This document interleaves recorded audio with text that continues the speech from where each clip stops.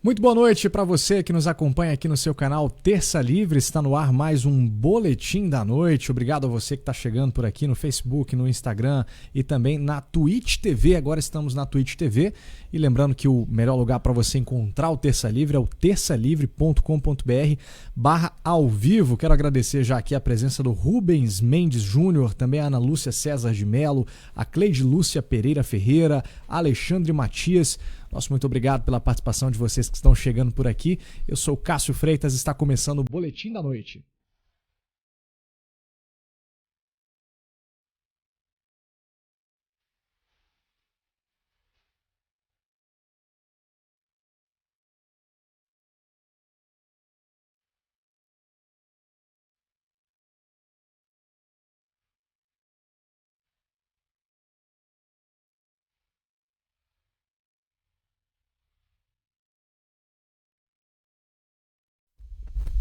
Estamos de volta, está no ar aqui o Boletim da Noite. Hoje, 24 de fevereiro, essa quarta-feira, aqui comigo, Max Cardoso, Ítalo Lorenzon. Muito boa noite para vocês. Boa noite, Cássio. Boa noite, Ítalo. Boa noite, pessoal. Tudo bom?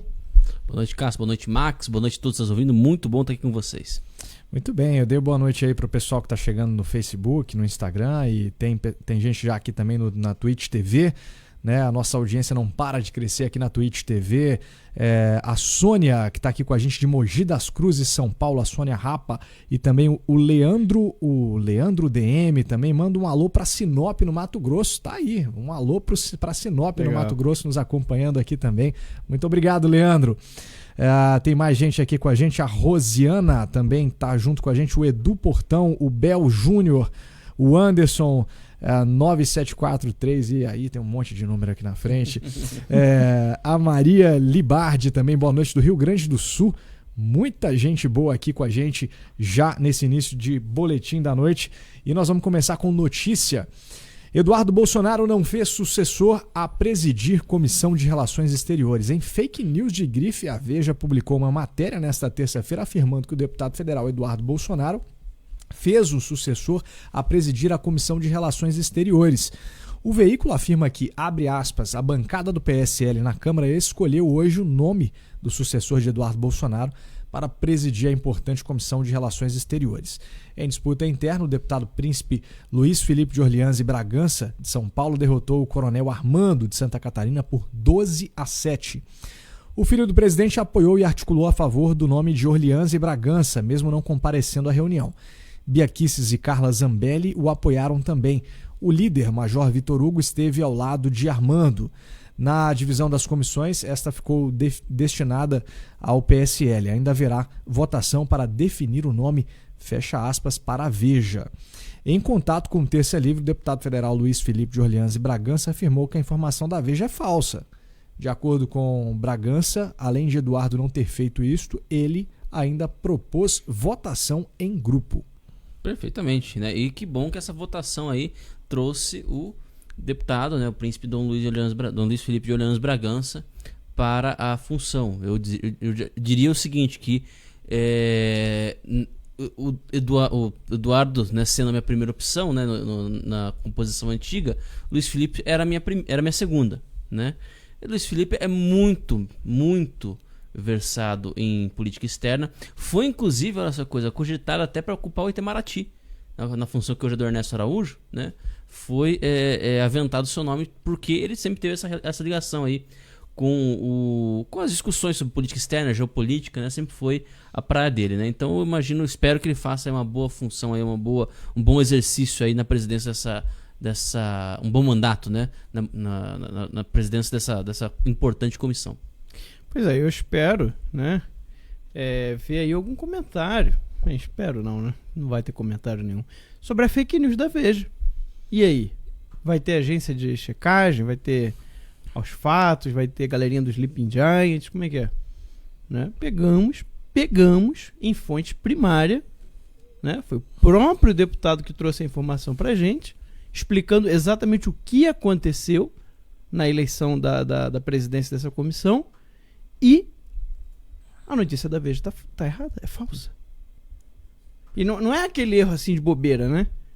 É aquele erro que faz você pensar uma coisa, imaginar que aconteceu algo, quando na verdade a realidade é totalmente distinta. Então, se é possível definir fake news de alguma forma, isso é o mais parecido com fake news. Que é você põe uma informação falsa, que você sabe que é falsa, com o intuito de enganar o seu leitor. Ou de manipular, né, a interpretação que ele vai fazer para levar a você a pensar uma outra coisa do que é o que realmente aconteceu. Isso é fake news. A Veja acabou de fazer uma fake news e nós pegamos em flagrante. E aí? Duvido que vão fazer algum comentário. Duvido. Não, e não é nem o caso, né, de você comparar, veja bem, a palavra do deputado contra a palavra do jornalista, né?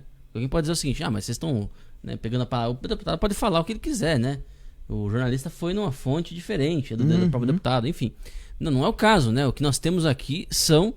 Não estou falando se a conta não está me falhando aqui. São 19 fontes, né? Exato. 19 deputados que podem testemunhar que de fato votaram para escolher o Luiz Felipe, né? Exatamente. 7 contra e 12 a favor, né? Então, né, não é nem o tipo de coisa que você pode dar aí, se dá o luxo de dizer, não, vamos dar o benefício da dúvida aí pro jornalista, né? Pode ser que o deputado, né, não esteja, né, não seja do melhor interesse dele admitir esse tipo de coisa. Não é o caso, né? E assim, o Ítalo comentou, né, que é importante essa comissão, e de fato porque a gente está vivendo um momento bem delicado em relação a relações exteriores, né? Você tem Biden no governo americano, então tá dando aí um turbilhão na relação Brasil-Estados Unidos, e a influência da China cada vez mais crescente, inclusive aqui no Brasil, né? Mas sobre isso nós vamos falar mais na frente, porque tem muita notícia interessante sobre o avanço do domínio na China no mundo e no Brasil, tá? Mas vou guardar os comentários para as notícias que virão. Vamos lá? Muito bem. Conselho de Ética arquiva representação contra Eduardo Bolsonaro por gravíssimo meme sobre Joyce. Um gravíssimo caso foi analisado nesta quarta-feira, 24/2, na Câmara dos Deputados. O Conselho de Ética da Câmara absolveu o deputado federal Eduardo Bolsonaro, do PSL de São Paulo, de uma representação por quebra de decoro após a postagem de um perigoso meme envolvendo Joyce Hasselmann, do PSL de São Paulo. Em 2019, Eduardo Bolsonaro usou a montagem de uma nota de R$3 com o rosto de Joyce para dizer que a deputada era tão falsa quanto a nota. À época, Hasselmann havia declarado sem provas que Eduardo Bolsonaro era líder de uma milícia digital. A representação foi apresentada em 2019 pelo presidente do PSL, o Luciano Bivar, alegando que Eduardo Bolsonaro teria ofendido Hasselmann e quebrado o decoro parlamentar. O Conselho de Ética da Câmara dos Deputados julgou então a gravidade do meme e decidiu pelo arquivamento da representação. Segundo o relator, deputado Eduardo Costa, do PTB do Pará, o Eduardo Bolsonaro não extrapolou as prerrogativas da atividade parlamentar. Abre aspas para ele. Conclui-se que o representado não extrapolou as prerrogativas inerentes ao mandato, fecha aspas aí, para o Eduardo Costa, do PTB do Pará. Dos 15 integrantes do Conselho que votaram nesta quarta-feira, 12 seguiram o parecer do relator que propôs o arquivamento da ação. Perfeitamente. Eduardo Costa, então, tomou essa atitude aí. A pergunta que eu tenho, Ítalo, o que é mais grave? Fazer uma montagem com uma nota de R$3 ou acusar o colega de líder de uma milícia digital? Pois é. Não, e sabe qual que foi se você for ver a decisão do Eduardo Costa, a decisão dele é o seguinte: assim, isso aqui não é coisa para ser tratado em comissão de ética. Comissão de ética, isso aí. Essa foi a abordagem dele. Assim, acusar sem prova. Assim, não, você quer entrar, isso aí, vocês são do mesmo partido, se você quiser, você entra no Conselho de Ética do partido, né? Ocupar o Conselho de Ética da Câmara para uma bobagem dessa aí não é conveniente, né? Essa foi a decisão do cara. Ainda sambou em cima da Joyce. Dinheiro público sendo gasto. Dinheiro público sendo gasto. Isso é sério, isso é muito sério, tá? Pois a gente ri aqui, a gente brinca, porque de fato, né? A gente tá na República de Bananas. Mas o que o Eduardo Costa falou é muito sério. Você não pode... porque o outro brincou comigo, né? Não é, sabe aquela coisa do que você tá no colégio, aí o outro, né, xinga, aí o cara para a aula. Professor, ele me chamou de não sei o quê. Me chamou de bobo. Né? Me chamou de tipo bobo. a criança que chega perto da mãe. Me chamou de falso. Me chamou de bobo, mamãe. Diz que eu sou tão falso como uma nota de R$3.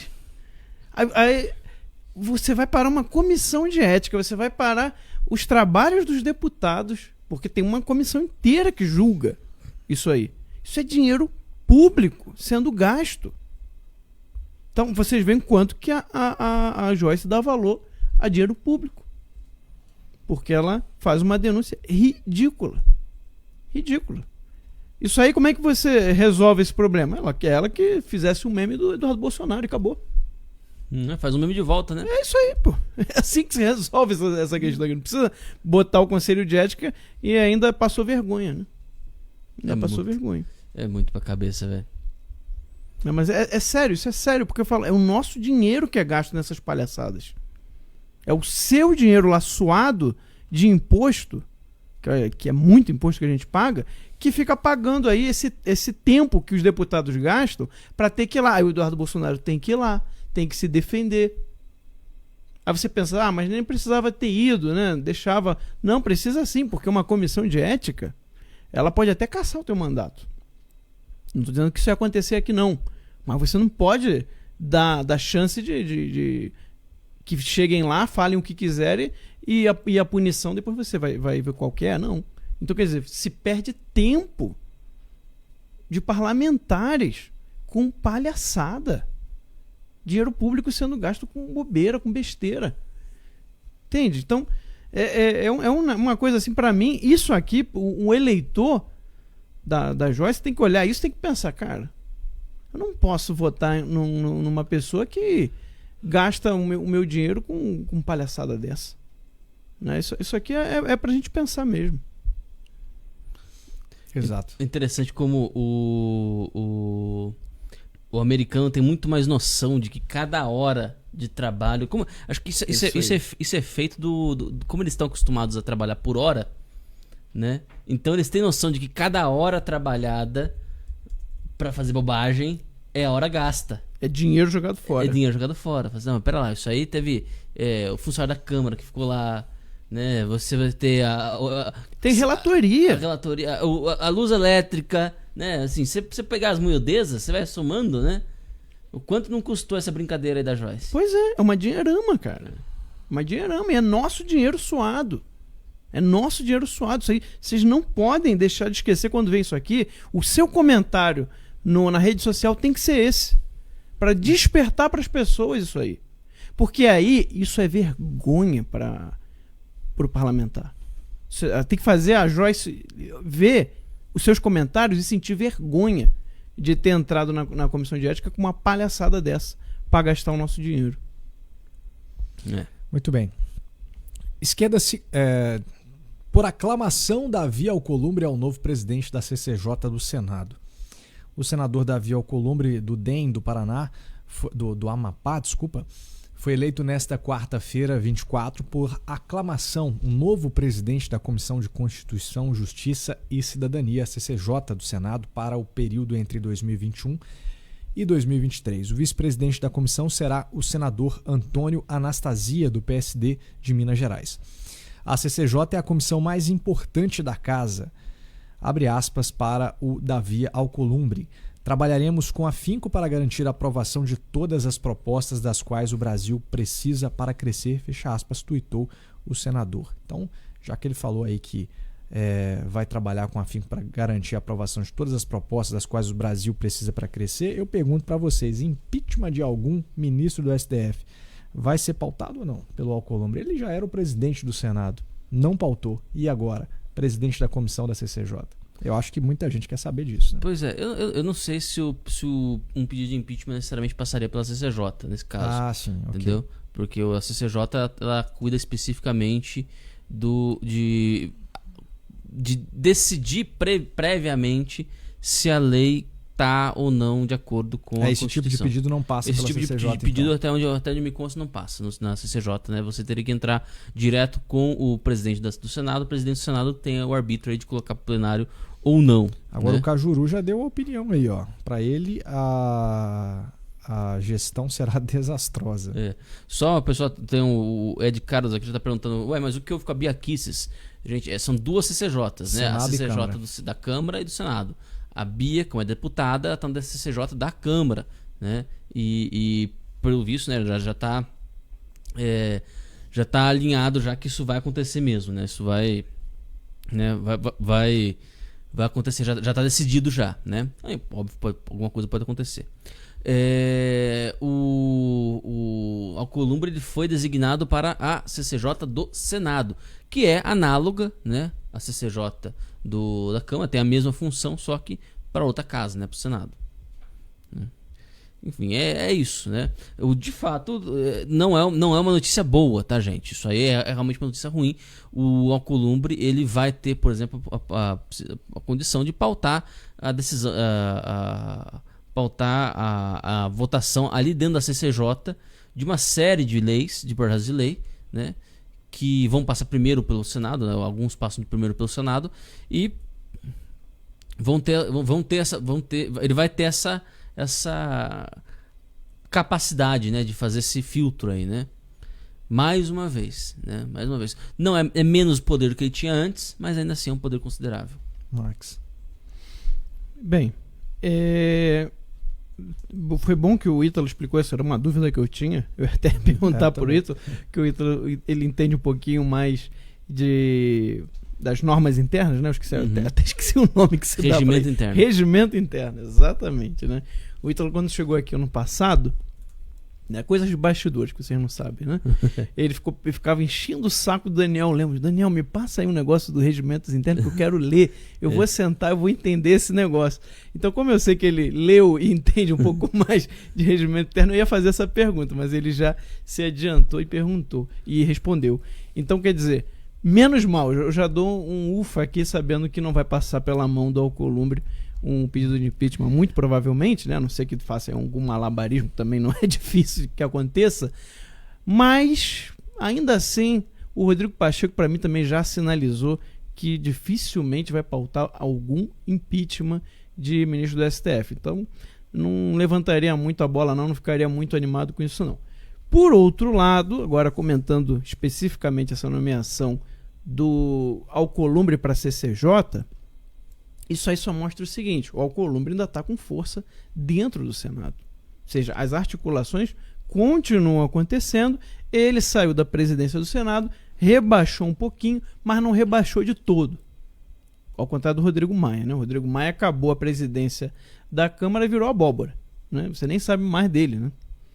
A pessoa fala Rodrigo Maia, Rodrigo quem? Né? Acabou, ninguém mais fala dele, ele foi para a irrelevância. O Davi Alcolumbre a gente ainda vai ouvir algumas vezes. É um cargo importante, tá? Apesar de não condicionar uma pauta de impeachment de um ministro do STF, é um cargo importante. Por quê? Porque projetos de lei podem ser barrados na CCJ. Tá? Então, ainda temos um pouquinho aí do reinado do Alcolumbre, né? Ainda restou aí um resquício desse reinado no Senado. Bem, vamos ver o que vai acontecer. A CCJ, pelo que eu entendi, ela analisa as regras, né? Ela pauta, por exemplo, as regras para impeachment, para outros assuntos também, né? Dentro do Senado e quanto da Câmara. Vai ver se está tudo nos conformes, né? Ok. Vamos seguir então. Esquerda se coloca acima do poder executivo e se reúne com o embaixador da China. No último dia 23, líderes dos partidos da extrema esquerda do Brasil se reuniram com o embaixador da China, Yang Wamin, passando por cima do Poder Executivo da República. Abre aspas. Pedimos desculpas pela postura agressiva do governo Bolsonaro em relação ao povo chinês. Para nós, as relações Brasil-China são estratégicas na geopolítica mundial. Fecha aspas, defendeu a presidente do PT, Gleisi Hoffmann. Fomos agradecer a parceria e a disposição do governo chinês em ajudar o povo brasileiro com a vacina, declarou Gleisi. Segundo o site oficial do PT, Yang Wamin agradeceu pela iniciativa dos esquerdistas. O partido ainda afirmou que o embaixador supostamente vê o vírus surgido em seu país como o inimigo número 1 da humanidade, o que deve resultar em uma unidade entre os outros países e a China. Yang Guamin destacou a importância dos dois países, China e Brasil, no processo de multilateralidade mundial, disse o PT. O embaixador da China no Brasil ainda pediu o apoio dos partidos apoiadores nas discussões da aprovação do 5G no país. A atitude dos partidos demonstra uma clara influência esquerdista na política externa do Brasil, o que pode gerar impactos diretos na relação com o poder executivo comandado por Jair Bolsonaro. Engraçado, isso não é ingerência, né? Ninguém está dizendo assim, tá vendo? Você tá apoiando aqui, porque veja bem, isso é mais grave a China ter se encontrado, né, o embaixador chinês ter se encontrado com partidos de oposição, do que os partidos de oposição querendo se encontrar com o embaixador chinês, tá? E outra coisa, né? O embaixador da China no Brasil ainda pediu o apoio dos partidos apoiadores na discussão da aprovação do 5G no país. A Huawei não era privada? O que o embaixador da China tem a ver com isso?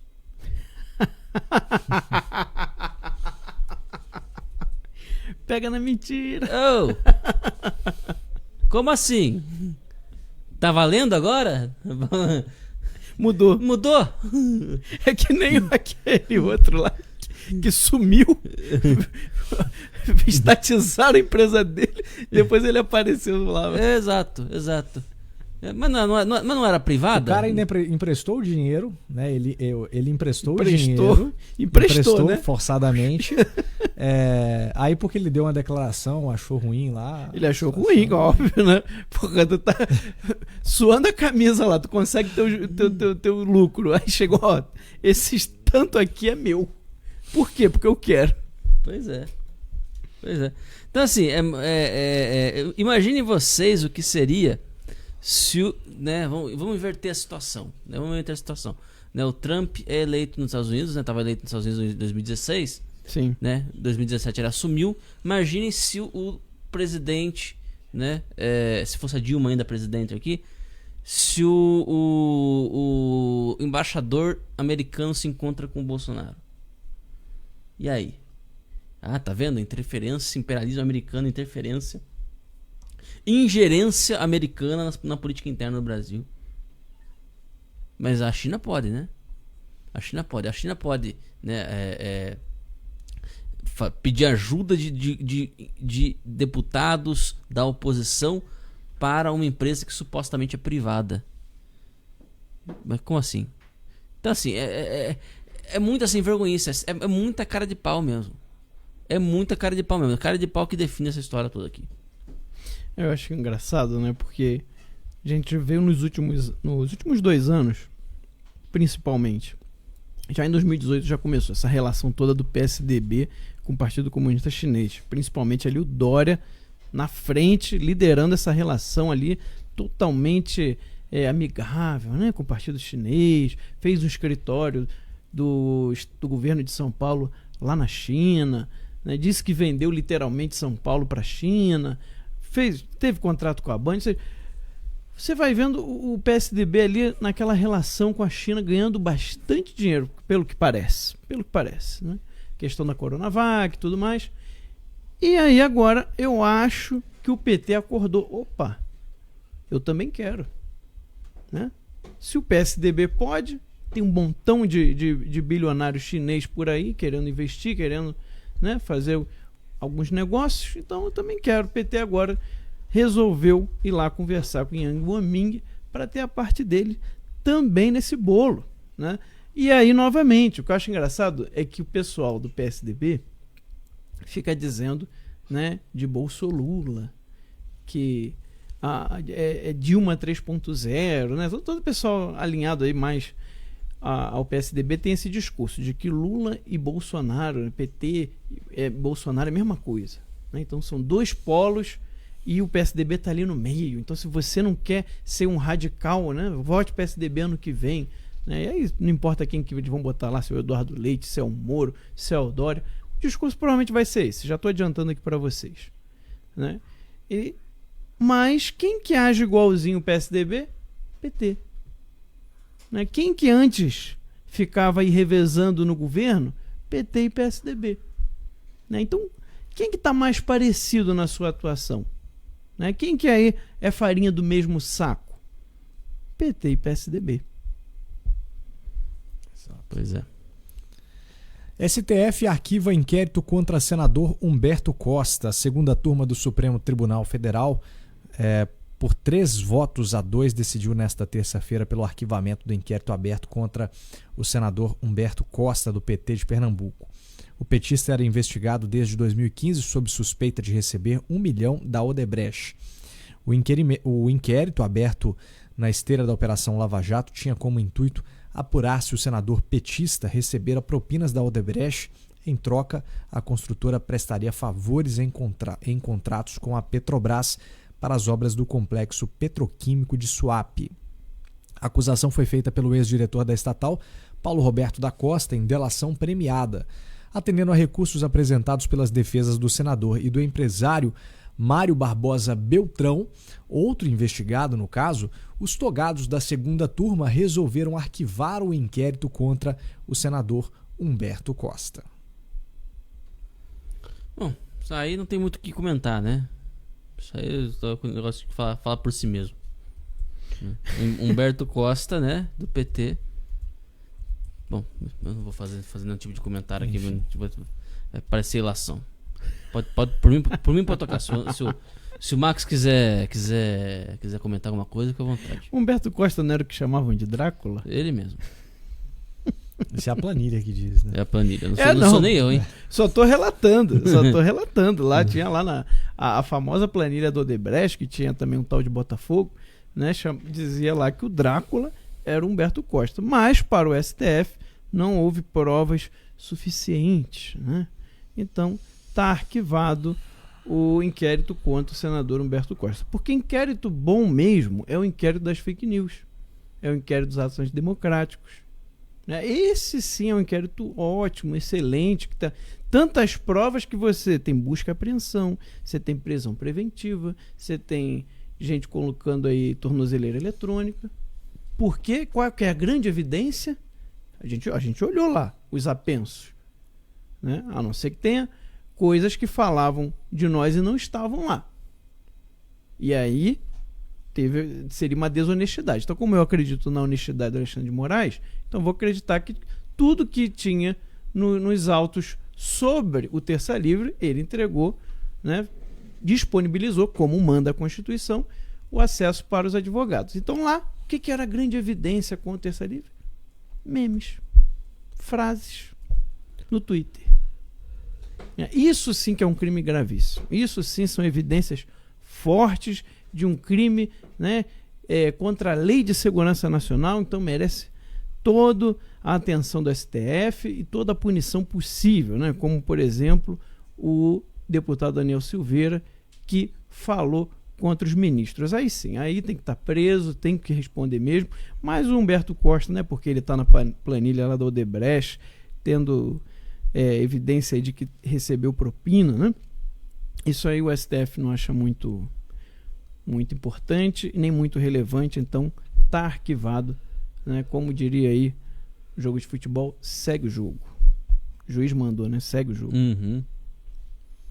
E o Conselho Nacional de Justiça determina o uso obrigatório de flexão de gênero no Poder Judiciário Nacional. Não acredito nisso, cara. Após ser pego em flagrante seguindo a militante de esquerda e agora ex-BB Carol Conká e funkeira Valesca Popozuda, o Conselho Nacional de Justiça, o CNJ, tem o seu mais novo feito em prol às pautas progressistas. Determinou a obrigatoriedade do uso de gênero neutro no Poder Judiciário Nacional. De acordo com as informações da Associação Nacional dos Magistrados da Justiça do Trabalho, ANAMATRA, o CNJ aprovou na terça-feira, 23, uma resolução que dispõe sobre o emprego obrigatório da flexão de gênero para nomear profissão ou demais designações na comunicação social e institucional do Poder Judiciário Nacional para todas e todos integrantes, incluindo desembargadoras e desembargadores, juízas e juízes, servidoras e servidores, assessoras e assessores, terceirizadas e terceirizados, estagiárias e estagiários, fecha aspas. Ainda de acordo com as informações para a juíza Daniela Lustosa, integrante da Comissão Permanente Anamatra Mulheres, o normativo do CNJ reflete a possibilidade de um poder judiciário sintonizado aos melhores propósitos de equidade defendidos no panorama mundial, contribuindo para a tomada de consciência necessária à crença de que existe uma história das mulheres invisibilizada pelo sistema político do patriarcado. Fecha aspas, avaliou. Tava demorando. Não dá pra acreditar nisso. Sistema não, político cara. do patriarcado, senhoras e senhores. Do patriarcado. É isso mesmo que vocês escutaram. Nós temos aqui uma juíza, uma Daniela Lustosa, usando teoria política, teoria social de quinta categoria para embasar a sua decisão. Esse papo, veja bem.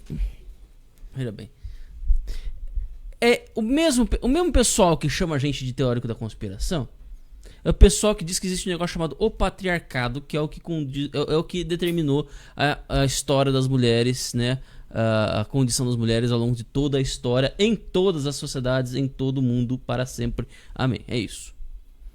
Então vamos dizer o seguinte, né? Existe o Egito Antigo, né? Sim. Existe a América pré-colombiana, né? Os incas, os astecas, etc. Existe, né, o Império Romano, existe o Império Chinês, existem os aborígenes, né, da Austrália, Os africanos. os africanos e assim por diante, né? Todos esses são sociedades patriarcais, porque existe um patriarcado. Veja bem, homens e mulheres são idênticos, tá? Idênticos, não existe complementariedade entre eles. Eles são existe equidade entre eles. E a equidade ela não é moral, não é só ética, não é só de direitos, né? Que a gente pode dizer, assim, não, de fato, né, homem e mulher são ambos seres humanos, portanto, na condição essencialmente enquanto humanos, são ambos portadores de direito, né? Agora, existe uma diferença de complementaridade entre eles. Isso se aparece nas diferentes posições que cada um ocupa dentro da sociedade, que é mais comum que um ou outro ocupe dentro da sociedade. E isso vai aparecer, por exemplo, no Egito Antigo, vai aparecer na China, vai aparecer no Império Azteca, vai aparecer entre os Maias, vai aparecer no Império Inca, vai aparecer em Roma. E eles querem nos fazer acreditar que existe, por cima disso tudo aí, pairando quase como uma névoa, quase que fosse um clube de Bilderberg pré-histórico, um negócio chamado patriarcado. Ou seja, os homens se organizaram, porque não é possível, né? Esse não é o estágio inicial da humanidade. O estágio inicial da humanidade é um estágio onde, né, homens e mulheres eram iguais, né? Eu não sei qual que é possuem equidade social perfeita. Não havia complementariedade entre eles. Era perfeita igualdade, né? Então, para que esse quadro se modificasse, era preciso que houvesse patriarcalistas em cada uma dessas civilizações. Bom, ou você me diz que essas civilizações, cada uma desenvolveu independentemente a sua própria forma de patriarcado. O que eu vou te perguntar é o seguinte: então por que foi só patriarcado, em algumas não foi matriarcado, né? Porque é o lógico, né? E por que todas desenvolveram o patriarcado, né? Ou então, né, eu só posso concluir que você é a teórica da conspiração mesmo, que existe na sua cabeça, existe, né, uma conspiração entre homens que se juntou um belo dia e falou assim: ó, todos nós vamos fazer o seguinte, a gente vai subjugar a mulher. A gente vai, a partir de agora, todos os postos de liderança política e guerreira vão ser desempenhados pelos homens, né? E a gente vai fazer com que excluir aos poucos as mulheres daqui, desses postos de trabalho. Alguém imagina esse eu não tenho como descrever, só de clube de Bilderberg pré-histórico. É só isso que teve. Um clube de Bilderberg patriarcal pré-histórico. Que maluquice é essa, gente? Isso é coisa de doente. Veja bem, quando você tem uma crença, um método excelente, quase infalível Não digo que é infalível porque tem exceções, mas quase infalível para você entender se a sua crença ela faz algum sentido. Você tem que fazer a seguinte pergunta: para isto ser verdade, o que mais precisa ser verdade? Faz esse teste. Então assim, não, de fato, existe um negócio chamado patriarcado que subjuga as mulheres no mundo inteiro. O que mais precisa ser verdade? Para isso ser verdade, o que mais precisa ser verdade? O que mais precisa ser... Quais são as pré-condições para isso acontecer? Né? Quais são as pré-condições para isso acontecer? Aí você vai perceber o quanto que isso aí é delirante. Pois é. E agora, se já não fosse bastante isso aí, seu mais perfeito delírio, agora nós temos também, olha só que maravilha, né? Conselho Nacional de Justiça aprovando o assassinato da língua portuguesa. Pois é. Parece inacreditável, né? Todas essas notícias aí que nós temos lido nos últimos dias envolvendo a justiça brasileira. Em todos os aspectos aí, né? Em todas as instâncias, né? Vamos dizer assim. Não, e é uma coisa tão absurda assim. É inacreditável agora, ou seja, quer dizer que todas as decisões, se eu entendi bem, né, do judiciário vão ter que se utilizar do pronome neutro. Sabe? A própria decisão do CNJ não se utiliza, né? Ela determinou um negócio, a própria decisão dela não faz isso, né? Porque teria que estar aqui desembargadoras, desembargadores e desembargadores, né? Não é assim? Como é que faz? Não sei nem como é que faz esse troço. Mas quer dizer, é um negócio assim tão maluco que você fica pensando, como que chegamos a esse ponto? Chegamos a esse ponto quando lá atrás, décadas atrás, entregou-se, né, as faculdades para os esquerdistas. Só uma correção, Max. Na verdade, o que eu quis dizer é que é preciso usar a flexão de gênero. Significa que você vai ter que usar o masculino e o feminino. Quando você fala todos e todas. Ah, tá. Entendeu? Não é de gênero neutro. Não, então. não é só gênero neutro. Ou ok. não é gênero. Não é de gênero neutro. Porque você vê, tem até que os exemplos, né? Incluindo desembargadoras e desembargadores, juízes e juízes, servidoras e servidores, assessoras e assessores. Não tinha entendido isso.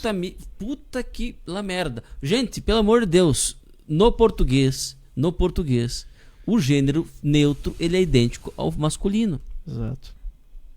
Quando você tem duas pessoas de gêneros diferentes, de sexos diferentes, né?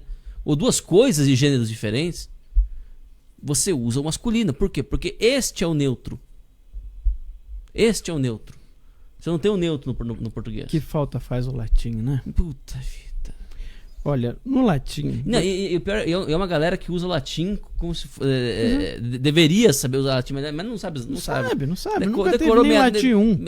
Decorou meia dúzia de frases na escola, usa como se fosse assim, nossa, olha como eu sou culto, né? Dormientibus non succurit ius. Não sabe nem o que é nominativo. Não faz Te garanto. Aposto aqui. Olha só, no latim, que é a língua mãe, né, das línguas neolatinas, português, francês, italiano, né, espanhol, né, o catalão, várias outras que são chamadas línguas latinas. Elas vieram do latim. Então você tem que olhar um pouquinho para o latim para você entender melhor a sua língua. Antigamente era obrigatório aprender latim na escola, mas pouco a pouco foram tirando e isso aí colaborou muito para o emburrecimento geral, tá? O imbecil coletivo, um dos motivos também é a falta do estudo do latim. Então, no latim você tinha o gênero masculino, feminino e neutro, que você podia usar, né, livremente. Quando as línguas neolatinas surgiram, como o português, o que eles fizeram? Eles sintetizaram o latim. Né? Eles deixaram o latim mais simples. Era uma língua bem mais popular. Né? E depois foi várias variações e foi surgindo outras línguas, como português, espanhol, italiano, francês. E aí o que aconteceu? No português, assim como no espanhol, o masculino e o neutro se fundiram. Então não tem mais, não ficou 3 gêneros separados, senão que o masculino e o neutro viraram uma coisa só. Então o nosso masculino, ele também é o neutro. Na verdade, o feminino é o gênero marcado. Quando você quer marcar um gênero, ou seja, só tem mulheres, então você vai marcar o gênero. É o que em português, o pessoal que aprende português sabe disso. É o gênero marcado. Você põe o quê? Feminino. Então não tem essa história de que o português é uma língua machista. Não, é muito pelo contrário. Né? O masculino virou um neutro. E o feminino é que é o gênero importante. Por quê? Porque ele é quando você quer marcar que há algo diferente. Né? Então, você usa, quando é gênero marcado, você usa o feminino. Mas parece que as pessoas não sabem mais isso. Sabe? O pessoal que estuda tanto, que devia estudar pelo menos o mínimo ali de latim e não entendeu ainda. O masculino e o neutro no português é a mesma coisa. Por quê? Porque juntou o neutro do latim com o masculino. Né? E aí agora tá falando aí do patriarcado. Daqui a pouco vai vir o gênero neutro também. Né? Esse gênero neutro inventado. Né? Não é o gênero neutro do latim, tem nada a ver. Esse gênero neutro inventado. E aí, o que eu acho engraçado é que as mesmas pessoas que hoje estão defendendo o negócio da mulher, do feminino, não sei o quê, daqui a pouco vão estar defendendo o gênero neutro, que basicamente é uma negação de que o conceito de mulher é real. Que a ideologia de gênero é exatamente isso. Eles fizeram toda essa teoria que o Ítalo explicou, essa teoria social maluca, né, que não tem uma evidência.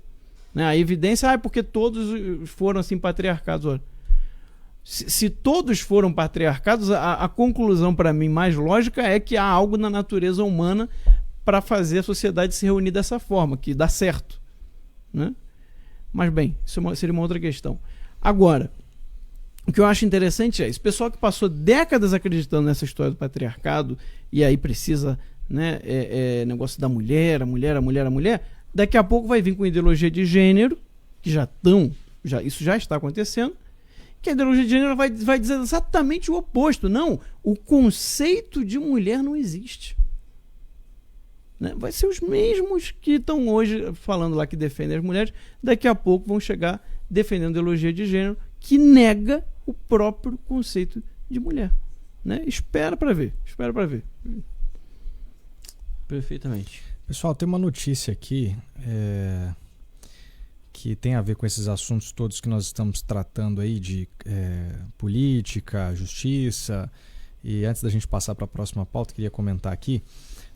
Estava vendo aqui três matérias aqui do G1 falando o seguinte: PEC da imunidade é reação ao STF por atuação no caso do Daniel Silveira. E antes de ler aqui, eu queria, né, até já lançar a pergunta para vocês. Ou os deputados se arrependeram daquela votação, ou agora eles já estão preocupados com o precedente, né, que foi aberto aí depois dessa votação. Olha só. A Câmara dos Deputados incluiu na pauta de votações da tarde desta quarta-feira a proposta de emenda à Constituição, a PEC que cria novas regras para a imunidade parlamentar e a prisão de deputados e senadores. A proposta entrou na pauta no plenário mesmo sem ter passado por nenhuma comissão, que não é comum. O texto da PEC foi divulgado nesta terça-feira. Nesta quarta alcançou 186 assinaturas de deputados e foi protocolado. O mínimo necessário eram 171 assinaturas. Foi o próprio presidente da Câmara, Arthur Lira, que anunciou que os deputados iriam mudar a Constituição para regulamentar o artigo 53, que trata da imunidade parlamentar e da prisão de deputados e senadores. O anúncio foi feito na sexta-feira, na sessão que a Câmara decidiu manter a prisão de Daniel Silveira. O deputado foi, enfim, aqui já está fazendo um resgate da questão do Daniel Silveira. Mas o que muda se essa PEC for aprovada? As mudanças propostas impedem na prática que um parlamentar seja afastado do mandato ou preso por ordem de um único ministro do STF. Silveira foi preso por ordem do ministro Alexandre de Moraes e depois o plenário do tribunal, por unanimidade, confirmou a prisão. Então a gente tem aqui até algumas análises aí, ó, e já algumas falas. O líder do governo na Câmara, o deputado federal Ricardo Barros, admitiu aí em entrevista à Globo News que a proposta de emenda à Constituição, que discute aí a imunidade parlamentar, é uma reação à conduta do Supremo Tribunal Federal na prisão do deputado Daniel Silveira. Tem mais. Olha só. As alterações propostas por 8 parlamentares que participam de um grupo citado por Arthur Lira são uma resposta à prisão do deputado Daniel Silveira. Mais gente aqui dizendo sobre isso, enfim. Aqui tô sendo repetitivo já, as matérias estão dizendo a mesma coisa. Eu peguei três pautas aqui para explicar isso para vocês aqui de última hora.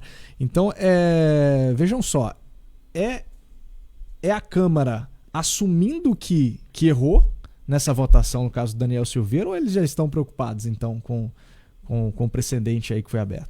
Os dois, né? Acho que os dois perceberam que o deles... Depois que... Porque veja vocês... Porque né? são os deputados que votaram a favor da prisão. Sim. Exato. A favor da decisão do STF. Não, isso prova que a decisão que eles tomaram não foi julgando o mérito da questão. Porque se tivesse julgado o mérito da questão, já teriam tomado essa atitude que estão tomando agora com a PEC. Fizeram aquela votação, tiveram aquela votação, votaram porque era o Daniel Silveira, porque era um bolsonarista. Essa é a realidade, né? E agora, né? Agora, bom, concretizamos um precedente, precisamos voltar atrás. O que você faz? Faz uma PEC. Só que o problema é o seguinte, meus caros. O problema é o seguinte, quem vai interpretar essa PEC é o mesmo Supremo. O mesmo Supremo vai pegar essa PEC e vai dizer como é que essa PEC tem que ser interpretada. E aí, como é que vai ser? Como é que vai ser? Esse papo de senta com o leão manso aí, que eu não tô entendendo onde que eles querem chegar. Eles acham que vai servir? Acham que uma PEC realmente vai parar os caras? Tudo da Constituição até agora nada parou? Por que o artigo velho não ia parar, o novo vai parar agora? Eles estão falando aqui que as mudanças prevêem, entre outros pontos, que seja instruído uma espécie de juiz de garantias no Supremo Tribunal Federal. Ou seja, o ministro que decretar a prisão contra o parlamentar não pode ser aquele que irá julgar a ação. Olha Já só. não devia ser, né? É o caso do inquérito das fake news, né? Isso é muito doido, cara. Sério. Isso é uma bagunça. Ou seja, o juiz que decretar a prisão não pode ser o mesmo que julgar o caso. Mas, em teoria, eu nem vejo tanto problema nisso. Porque o juiz que decretar a prisão não necessariamente é a vítima. O problema é o juiz que se sentiu ofendido e vai lá e decreta a prisão do cara. Exato. E depois julga ainda. Por cima. Exatamente. Olha, isso aí tá uma salada tão grande. É porque também toda PEC no começo é assim, né? Depois elas vão sendo ajeitadas ali, elas passam por uma casa, por outra casa. Agora, o que tá claro nisso aí que o Ítalo já estava comentando? O que tá claro opa, acho que a gente fez besteira. Exato. Esse é o pensamento. Avisamos aqui, falamos, olha, isso aqui é o maior tiro. Eu falei aqui, o maior tiro no pé que o Congresso já deu. Aí o Nicolas foi lá, né, e já jogou a granada, né, botou lá, ó. Então, vou pegar as postagens aqui do Freixo, do Ciro Gomes. Parece que a ficha está começando a cair. E vou botar notícia crime, vou protocolar notícia crime no STF. Parecia até que a gente estava maluco aqui, né? Porque, pelo amor de Deus, né? Nós alertamos, falamos aqui, e a gente parece que tá falando sozinho aqui. E aí começa a sair um montão de vídeo de um montão de deputado na internet falando contra ministro do STF. Começa a sair um montão de gente ameaçando de fazer notícia crime contra um deputado ou outro. E aí a coisa ficou agora... O que causou a manutenção da prisão do Daniel Silveira sem ser crime inafiançável e sem ser um crime flagrante, causou uma instabilidade enorme no Legislativo. Uma instabilidade enorme na República. Então o que está acontecendo?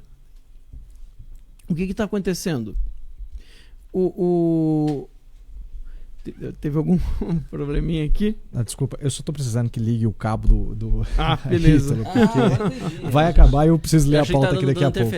Aqui. Então, tá bom. Perdão, Max. Nada, a gente teve um probleminha aqui, pessoal. Às vezes acontece, né? A gente tá num estúdio um pouco improvisado, né? Mas segunda-feira a gente vai pro estúdio novo. Ah, maravilha. Então temos surpresa. Mas na verdade é um novo improvisado ainda. Ainda é. Mas eu acho que vai estar um pouquinho... Espero, né? Que vai estar um pouquinho melhor do que esse. Ligou aqui. Ligou. Agora foi, Agora sim. Eu tava foi. preocupado porque não ia dar pra ler a próxima pauta aqui, que a bateria tava acabando. O Max tá em cima do cabo, se puder levantar um pouquinho. Eu vou levantar esse Que bom que a gente não tem esse negócio desse negócio tudo engomadinho, não, né? Se Pois é, precisar, aqui é na hora, aqui é tudo na hora. Desculpa ter cortado seu raciocínio. Tá o que aqui agora pra mim? Só o do Max agora que tá sem o cabo. Aí. Não, mas aqui tá bom. Aí o cabinho aqui Perfeito, também pro Max. Pode continuar, por favor. Pronto. Tá resolvido. Bem, já perdi um pouco do que eu tava falando. Mas a questão aqui é... Eu vou retomar o raciocínio. O conceito de estratégia. Estratégia, né? Vamos lá. Bom, segue a pauta. Segue a pauta, depois a gente volta. Segue a pauta. Então, mas é isso, né, pessoal? A gente tá vendo aqui, ou então o Daniel serviu de boi de piranha, né? Foi usado aí para não criar esse mal-estar com a STF, e agora vão colocar um projeto de lei aí para impedir, né, que isso volte a acontecer. Isso aí. Agora, o que eu faço a pergunta, mas ela é retórica, né? Em tese deveria retroagir, né? Já que beneficia o réu, esse é o princípio do direito. Esse é o princípio do direito. Se beneficia o réu, retroage. Se não beneficia, não retroage. Né? Ai. Brasilzão, hein? Segue a pauta aí. Tá, tem muita gente perguntando aqui o porquê dessa fila de espera do Terça Livre Juntos, viu? Já vi aqui umas 4 pessoas comentando e querendo saber por que o Terça Livre Juntos não está disponível, né, pessoal? Vou aproveitar então aqui a deixa para informar você. Né? Nós fechamos o carrinho para organizar a casa, então é muito importante que você saiba disso. Né? O processo de cancelamento que nós estamos sofrendo desestruturou aqui todo o nosso trabalho e também a nossa situação financeira, e não tem sido fácil. De fato, não tem sido fácil para todos nós aqui, e você que nos acompanha já sabe, nos últimos dias nós fizemos uma verdadeira operação de guerra aqui, né? Alertamos você sobre o quanto era importante batermos aí a meta mínima de 9.000 assinantes aqui no Terça Livre, para que o Terça Livre continue existindo, né? E nós continuamos, né, em busca dessa meta. No entanto, né, temos a consciência de que nós não podemos seguir a nossa campanha aqui sem resolver os problemas, né, de todos aqueles que assinaram o Terça Livre Juntos, por algum motivo não conseguiram acessar o produto ou tiveram problemas aí com o processo de cobrança. O nosso suporte nesse momento encontra-se sobrecarregado, né, e devido aos problemas financeiros decorrentes do cancelamento, também nós estamos impossibilitados aí de contratar mais pessoas para a nossa equipe. Então, o Terça Livre só se tornou grande graças a você, assinante, né? A gente sabe muito bem disso, é você quem financia o nosso trabalho, e é por esta razão que nós temos essa responsabilidade de resolver primeiro, né, todos os problemas, todas as pendências, né, antes de atingirmos a nossa meta. Acontece que para essa pausa, né, pessoal, para resolver os problemas, organizar a casa, como a gente está dizendo aqui, né, tudo isso tem um impacto, né, porque nós estamos passando por um processo de cancelamento. Nós já explicamos para você aqui diversas vezes, né, que nós tivemos nós fomos cancelados pelas plataformas de pagamento. Nós perdemos a nossa base de assinantes, né? Isso é muito sério, isso impacta diretamente as nossas finanças aqui. Nós temos uma equipe para manter, né, de mais de 50 funcionários. Então, tudo isso, essa pausa agora que a gente está dando nas assinaturas, isso impacta diretamente porque a gente esperava alcançar esses 9.000 assinantes o quanto antes, né? A perda aí dos canais do YouTube, a exclusão dos nossos canais já é um problema para a gente, porque a gente perdeu o alcance. Nós estamos aqui agora com uma média de 5.000, 6.000 pessoas, agora graças ao Twitch TV. Mas ainda assim é um número muito baixo daquilo que a gente, né, vinha colocando aqui diariamente, né? Cerca de 20.000 pessoas estavam acompanhando aqui o Terça Livre. Então, certamente, se tivéssemos aqui essas 20.000 pessoas, já teríamos talvez até ultrapassado essa meta dos 9.000 assinantes, né? Mesmo sendo uma operação de guerra. Então, são dezenas de profissionais envolvidos, não só na produção dos boletins ao vivo, como também no portal. As contas não param de chegar, como eu disse para você, e nós precisamos de você do nosso lado, para que a vontade dos nossos inimigos não aconteça, o nosso fim. É isso que eles querem nos calar, eles querem calar a voz conservadora que leva até você a notícia, a informação, com compromisso com a verdade. E é por isso que nós pedimos agora a você que, enquanto nós arrumamos a casa aqui, nós estamos deixando aqui a opção para que você contribua com o Terça Livre pelo Pix. Tá aqui, ó. Tá aqui desse lado da tela o nosso QR Code do Pix do Terça Livre, ou se você quiser fazer aí, né, diretamente, manualmente, pix@tercalivre.com.br, pix@tercalivre.com.br, basta escolher a opção de e-mail, né, na hora de fazer a sua transferência via Pix, e você pode colaborar com o nosso trabalho. Se você acredita no nosso trabalho, se você acredita que o Terça Livre é importante, né, para levar a informação sem esse viés esquerdista, sem essa manipulação da grande mídia, então nós contamos com você, com a sua colaboração, que é muito importante, a gente agradece a cada um de vocês. E aí, respondendo às pessoas que perguntaram, né, sobre essa fila de espera, a gente deixou aí, né, uma oportunidade para você que tem interesse ainda em assinar o Terça Livre juntos e levar todos os produtos do Terça Livre pelo preço de um só, 12 de R$ 39,90 ou 390 à vista. Nós vamos manter esse preço para você que fizer esse cadastro, então, né, e deixar o seu e-mail para entrar nessa fila de espera e fazer a sua assinatura assim que resolvermos todos esses problemas e retornarmos aí as vendas, as assinaturas do Terça Livre juntos, tá certo? Então, nós vamos continuar com a nossa meta, mas nesse momento a gente precisou parar, né, para mantermos aí o compromisso que a gente tem com você, que é não deixar que ninguém tenha prejuízo, que ninguém tenha problema, né? Nós somos uma empresa séria, você já sabe da nossa seriedade, do nosso compromisso. Eu, Max, Ítalo aqui, né, diversas vezes, né, nós colocamos aqui que nós iríamos cumprir, né, com todos os assinantes aqui, o acesso, liberar o acesso direitinho, né, não ter cobrança indevida, enfim. Então, é isso que nós estamos fazendo neste momento, arrumando a casa, e nós pedimos a compreensão e, claro, a sua colaboração via Pix, pix@tercalivre.com.br. Maravilha. Vamos seguir aqui a pauta, então. Do CNJ já foi. E agora vamos falar de Covid-19, do vírus chinês. Com tratamento precoce, Búzios zera casos de Covid. Após a população protestar e reverter o lockdown decretado pela Justiça em dezembro, a cidade de Búzios conseguiu zerar o número de casos de Covid-19. A informação foi divulgada pela Secretaria de Saúde de Armação dos Búzios, na região dos Lagos, no Rio de Janeiro, na última quinta-feira. Segundo a secretaria da cidade, a cidade não registrou novos casos do vírus chinês no município e não há mais pacientes internados com a doença na cidade. A entidade informou ainda que o sucesso do enfrentamento ao vírus chinês se deu devido ao tratamento precoce nos pacientes com sintomas gripais. As ações para prevenir qualquer aumento do quantitativo de pacientes infectados pelo coronavírus estão sendo tomadas desde o início do atual governo do prefeito Alexandre Martins, foi o que informou o secretário Dr. Marcelo Amaral. Abre aspas novamente aí para o secretário. Foram colocados mais de 40 novos agentes de saúde para fazer o levantamento precoce de casos de estado gripal. Automaticamente, esses pacientes são conduzidos às tendas de triagem para tratamento imediato, fecha aspas, acrescentou o secretário de saúde. Tá aí, então, mais um caso, e essa notícia você não vai ver na grande mídia, obviamente, né? Ninguém vai assumir aí que o tratamento precoce de fato está tendo resultado e salvando vidas, que é o mais importante, Max Ítalo. Com certeza, né? A gente até tentou entrar em contato com a Secretaria de Saúde lá de Búzios, né? Mas a gente não obteve, não conseguimos, né? Primeiro, ninguém atendia, depois só dava ocupado, a gente não conseguiu que a gente queria ter oficialmente da parte deles, até se alguém tiver o contato de alguém da Secretaria de Saúde de Búzios, ou secretário mesmo de Saúde de Búzios, manda um e-mail para a gente, para o suporte@tercalivre.com.br, para chegar que a gente ainda entre em contato para saber. Eu queria saber o protocolo desse tratamento precoce, quais foram os remédios, o que foi utilizado, né? Eu já tenho, obviamente, uma suspeita de quais remédios foram que eles utilizaram, os remédios que estão dando certo, né? Ivermectina, azitromicina e hidroxicloroquina, com acho que sulfato de zinco, né, que se fala. Provavelmente foi esse aí, esse protocolo.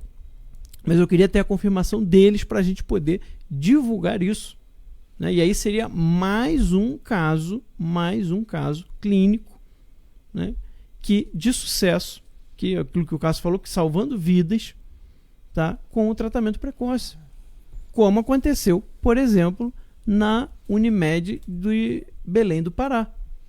Tá lá no nosso portal tercalivre.com.br. Foi No meio do ano passado, o auge da pandemia deles aí, 55 mil casos tratados com kits de cloroquina.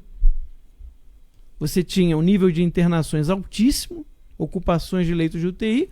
Quando começaram a distribuir os kits de cloroquina, caíram para quase zero. Né? Uma pesquisa, uma funcionária da Unimed deu essa entrevista no Alexandre Garcia no canal dele do YouTube. O que aconteceu? O YouTube tirou a entrevista dela do ar. Né? O vídeo não pode ser mostrado lá. Se você tentar, se você encontrar e conseguir publicar no YouTube, eles vão tirar o teu vídeo do ar. Né? Mas o caso é real. Por que não pode falar do caso de Belém do Pará e agora do caso de Búzios? Qual que é o problema? Gente, essa é informação oficial, né, Max? Para pensar. Qual que é o problema de ter um tratamento precoce com efeito colateral praticamente zero? Alguém me explica isso? De por que não pode ter tratamento precoce? Porque não teve o teste placebo duplo cego que demoraria anos para se fazer. Né? Aí não vale o argumento de que estamos numa emergência.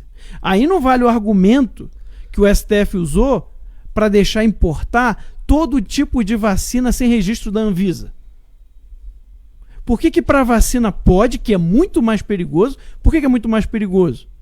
Porque eu não sei a longo prazo que efeitos colaterais vão dar.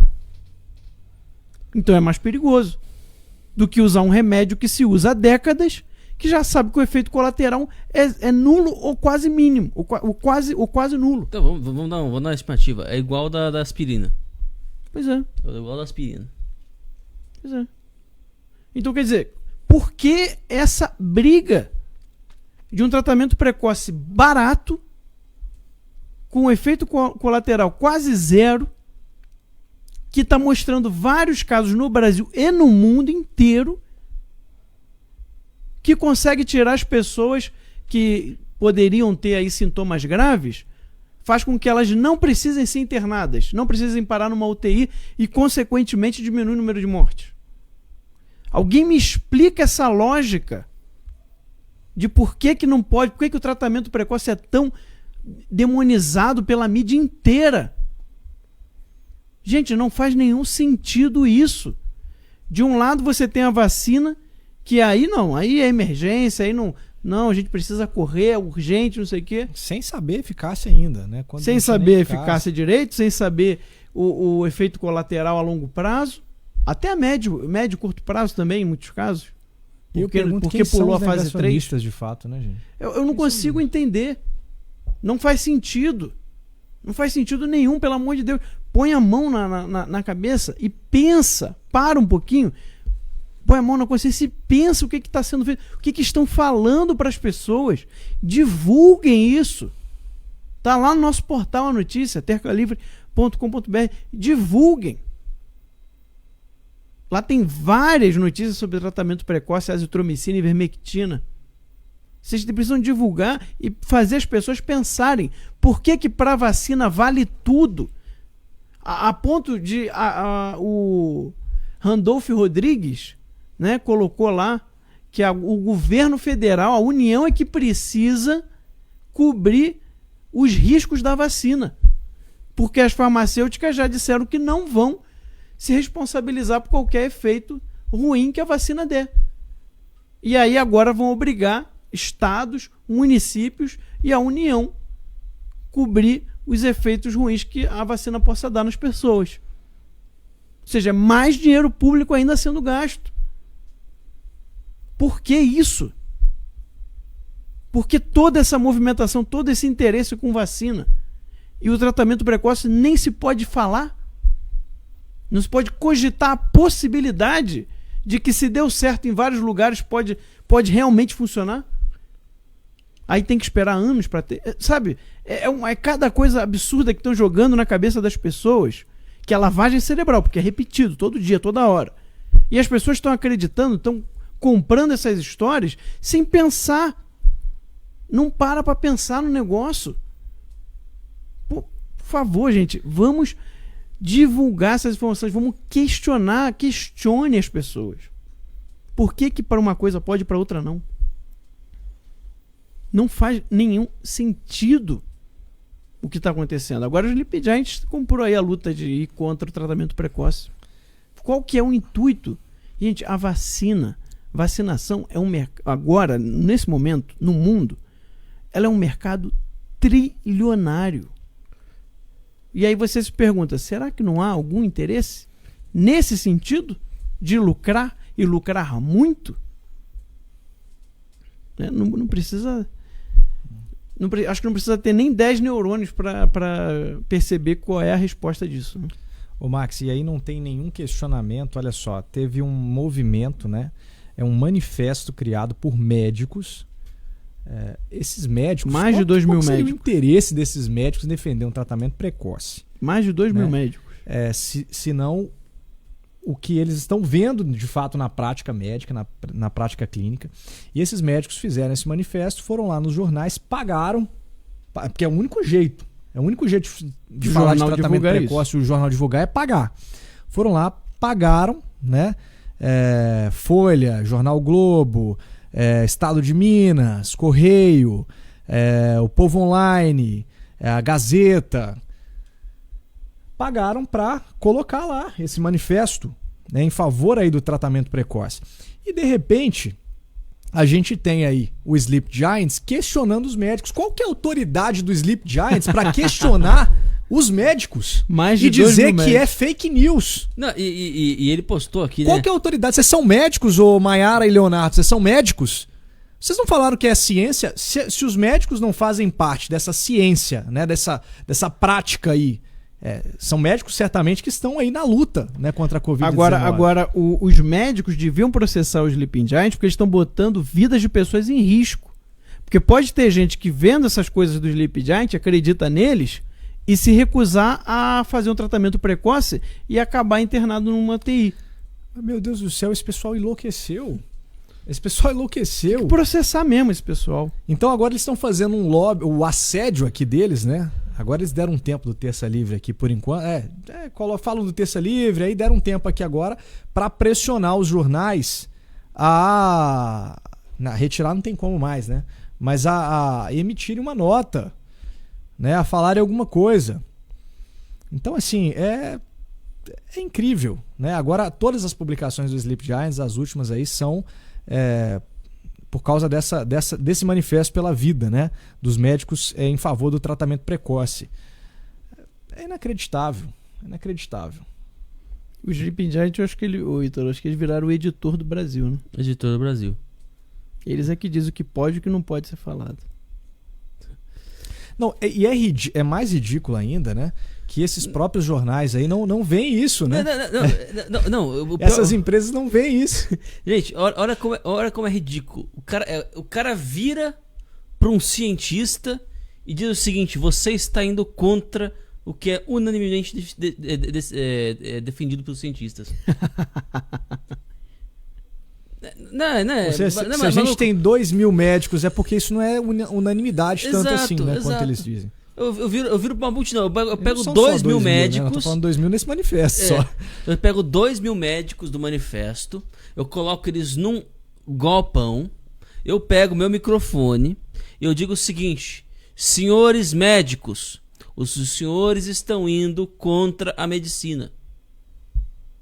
Os senhores estão indo contra o consenso médico. Melhor ainda. Meu filho, mas se tem 2 mil médicos que se deram ao trabalho de pagar, e não pagaram barato, né? Não pagaram barato. De assinar um manifesto e pagaram, contribuíram do seu próprio bolso para botar isso aqui em vários jornais de grande circulação. Não foi um ou outro, não. Imagina quanto é que não custou. Só na Folha, só no Estadão. Isso aqui custa muito dinheiro. Muito dinheiro mesmo. Mas os 2 mil médicos foram lá e pagaram do próprio bolso para publicar um negócio desse. Então é óbvio que isso aqui não é consenso científico. É óbvio que não há consenso nisso. É óbvio que o médico está dizendo assim: mas espera lá, você tem aí, me apresenta meio dos estudos, né? Quer dizer, gente, é impressionante. O cara junta uma patota, ele junta um grupinho de WhatsApp com meia dúzia de cientistas e chama aquilo lá de ciência. Vocês ficaram loucos, velho. Isso não é assim que funciona. Não é assim que funciona a ciência. Sabe, a ciência hoje, ciência e democracia, as duas palavras mais prostituídas no debate público hoje. A quantidade de pessoas que abre a boca pra falar de ciência e de democracia e não faz a mais puta ideia do que seja qualquer uma dessas palavras, não é brincadeira, bicho. Não é brincadeira. Tá aqui, o Sleeping Giants. Nós exigimos que Folha, Estadão, e deu lá uma lista publica um pedido de desculpas e a verdade de que não existe tratamento precoce. Verdade como? Da onde que você tirou isso? Da onde que você tirou isso? É óbvio, da onde que ele tirou isso? Porque ele seleciona só os médicos, os especialistas e os estudos que indicam aquilo que ele acha que é verdade. Indicam. Eu não sei se hidroxicloroquina funciona. Eu não sei se ivermectina funciona. Eu não sei se azitromicina funciona. A questão é o seguinte: você também não sabe. Isso aí. Você também não sabe. E não finja que sabe. É aquela coisa do Sócrates, né? Só sei que nada sei. Mas como eu sei que não sei, o outro que não sabe acha que sabe, eu sei mais do que ele. Isso aí. Né? Eu sei que não sei. Você não sabe e acha que sabe. Então eu sei mais do que você. Porque nem que você não sabe, nem a sua ignorância você conhece. Eu conheço pelo menos a minha ignorância. Não se pode noticiar mais, né? Não se pode noticiar. A gente tem vários médicos, temos o caso de Búzios, dizendo do resultado de um tratamento e a gente não pode noticiar mais. Belém você não pode falar que você é fake news. Não, e se fosse assim um tratamento, assim, não, meu, eu ouvi dizer aqui que plutônio radioativo embaixo do travesseiro ajuda a bater Covid, né? Mas não, pera lá, tenha certeza disso aí, porque isso é muito grave. Isso é grave, né? Agora, pô, um remédio que tem a taxa de efeito colateral de aspirina. Aspirina. Você não vai deixar o cara tentar? E o pior é isso. Não é assim, tente isso. Não tente hidroxicloroquina ao invés de. Não tem o invés de. É deixar o cara. É esperar o cara morrer mesmo. É isso que é o absurdo. É esperar o cara morrer. Não, eles não têm opção.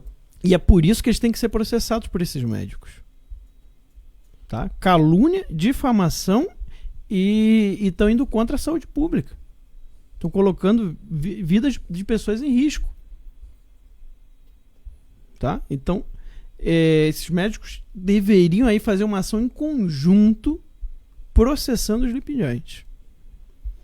Tá? Não deixem de fazer isso. Eu já gostei de que eles terem se juntados, porque você vê que fica ridículo. A própria fala do Sleeping Giant poderia ser resumido em: os 2.000 médicos não aceitam a unanimidade dos médicos. É ridículo. É uma frase completamente absurda. Né? Esses 2.000 médicos não estão em acordo com a unanimidade dos médicos. Ora, se é a unanimidade dos médicos, né, os 2.000 teriam que estar de acordo, porque eles são médicos também. Né? Então, a própria fala deles é absurda.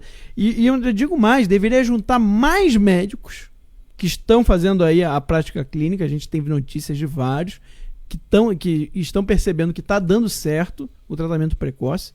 E cada vez mais médicos se unirem a esses 2.000. Que aí eu quero ver como é que vai ficar a fala desse pessoal. Vai ficar cada vez mais ridículo. Imagina, esses 20.000 médicos estão indo contra a unanimidade dos médicos. Né? Será que eles iam ter coragem de chegar até isso? Bem, eu acho que sim, né? Se tiveram com 2.000, né? Não importa mais quanto que aumente aí os médicos que percebem que funciona. É um negócio assim. Aí você pode até me dizer, mas será que está funcionando mesmo? Eu vou te dizer, como o Ítalo falou agora, não sei. Não sei. Há a possibilidade de que esteja algum outro fator aí desconhecido no meio. Mas como é que você vai saber isso? Fazendo teste placebo, duplo cego, isso aqui é algo que vai demorar muito tempo. Então, assim como eu não posso garantir com 100% que vai funcionar, eles também não têm como. É impossível eles me falarem agora que é 100% que não funciona. Eles não podem falar isso. Meus caros, olha só, eu eu não queria entrar nesse assunto porque eu acho que tem coisas que são muito pessoais, né? Mas eu vou relatar para vocês um caso que aconteceu na minha família, né? Os meus avós maternos, eu vou contar esse caso aqui que eu tenho certeza que isso pode de alguma forma até ajudar a esclarecer algo para muita gente aí. Os meus avós maternos, no final do ano passado, né, antes do Natal, os dois, né, com mais de 70 anos, foram diagnosticados com a Covid. Fizeram um teste, o SWAB, e os dois deram positivo para a Covid-19. A minha avó com muitos sintomas gripais, né, os dois moram numa cidade do interior, foram levados, né, para a cidade maior que tem lá, que é Governador Valadares, e a minha avó estava com mais sintomas, meu avô estava sem sintomas, minha avó foi, imediatamente levamos ela para o hospital. Chegou lá no hospital, o médico mandou para casa.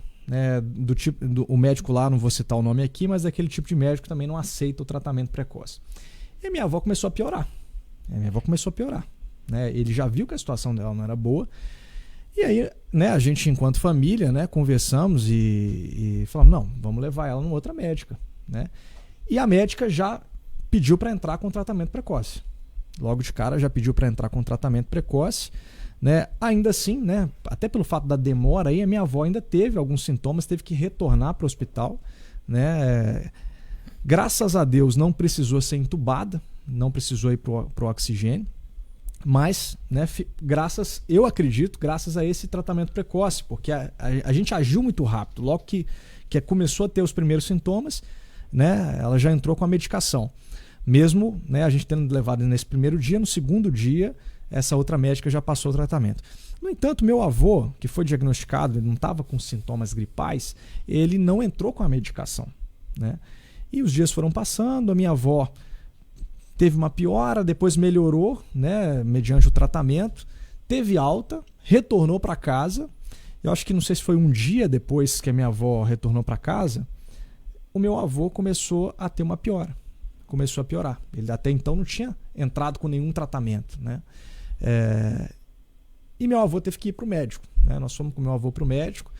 Graças a Deus também não precisou ser entubado. Lá dentro ele ficou sob observação, teve que fazer fisioterapia, mas com muita dificuldade de respirar também, com sintomas, né, gripais. E aí, meu avô entrou com tratamento. Logo que ele entrou com tratamento, a gente foi vendo a melhora dia após dia. Estão bem os dois. Todos os dois bem, todos os dois em casa. O jeito que a conversa estava indo aí, eu não sei. Eu tava aqui. Eu não sei, não. Mas graças a Deus, né? Mesmo não tendo demorado um pouquinho, e meu avô teve complicações até piores do que a minha avó, né? Passou por uma situação muito delicada. A gente ficou muito apreensivo. Eu vi a hora que o pior poderia ter acontecido, apesar deles não terem sido entubados, mas essa idade a gente já sabe, meu avô já não tem o baço, foi operado de baço, retirou o baço já muito jovem, então a gente tinha uma preocupação, né, ali com eles, e nossa família rezando, todo mundo colocando ali nas orações e, é claro, buscando informação o tempo todo, conversando com amigos médicos, né, não aceitando a opinião de um médico só, né, que infelizmente a gente ainda tem muitos ainda que o cara viu que ela tinha todos os sintomas, tinha o exame lá com positivo e mandou para casa. E não mandou tomar nenhum remédio, mandou tomar, se eu não me engano, remédio de dor de cabeça, Tilenol. Então, assim, é inacreditável, né, que diante de uma situação que você não tem um remédio principal, né, não tem esse aqui cura mesmo para valer. Tá, nós estamos numa guerra. Numa guerra, você usa aquilo que você tem. Então, assim, a gente tem aí a experiência de diversos médicos dizendo que o tratamento precoce tem tido resultados. Por que não utilizar, então? Se esses medicamentos têm um efeito colateral muito baixo, baixíssimo, né? A gente ainda ficou naquela apreensão se usava hidroxicloroquina ou não, mesmo tendo opinião de médico, por conta de problemas cardíacos, mas muito mais o que eu percebi foi o seguinte, né? Aí você vê a apreensão da família, hoje eu posso dizer isso com tranquilidade, que graças a Deus minha família tem consciência de que o tratamento precoce foi muito importante aí no caso dos meus avós.